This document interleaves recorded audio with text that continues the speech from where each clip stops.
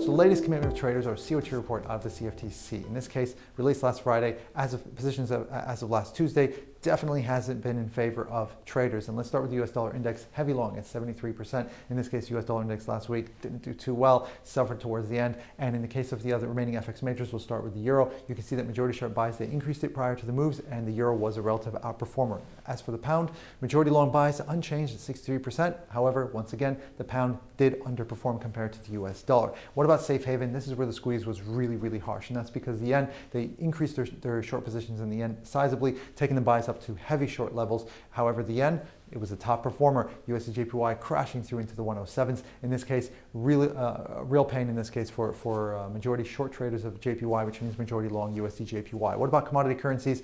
Well, in this case, when it comes to the Canadian dollars, they increased their majority long buys, slight majority long from 53% to about 56%. But because of the fact that oil prices were plummeting, that meant that Canadian dollars energy underlying got hurt real bad, and that meant that in that case, again, not beneficiaries of that move. But where it did work out for them for when it comes to the FX majors is in the New Zealand and Australian dollar, in this case holding majority short 64% in both, and beneficiaries of last week's plummet in both commodity currencies. What about oil? In this case, they reduced both long and short positioning, but if we take a look at the percentage buys, it ends up at around 81%. So still extreme long and definitely hurt by last week's move, or the energy commodity suffering double-digit percentage losses. Now, what about precious metals? Story isn't that much better. In this case, they were holding heavy to extreme long buys prior to the move, and it was a week of retracement for all four of them. Lastly, in indices, this is where the plummet was pretty bad. They also got hurt on this one as well, and that's because of the NASDAQ. They actually closed out a lot of short positions, increased their majority long buys into heavy long territories. In the case of the Dow, extreme long, even if they reduced that long bias slightly. And the S&P 500, they're long about, the bias was majority long 54%, so